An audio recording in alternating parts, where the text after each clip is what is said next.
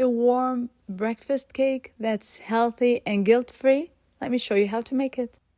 I'm not using any sugar. I'm gonna sweeten the cake with dates I soak in hot water. Remove the pit and the exterior shell. Add 1 tablespoon of the liquid and the whole amount of dates. Process finely, and this is the result I set aside. In a separate bowl, add 3 large eggs. You're gonna add the dates on top of the eggs. Mix well, flavor with vanilla extract and cinnamon.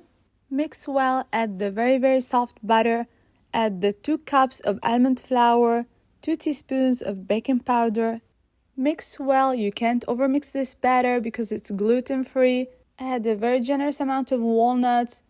Bake for 30 minutes and you've got cake that is healthy, loaded with fiber, protein, and good energy. It is satisfying and filling. Give it a try. Recipe is in the caption.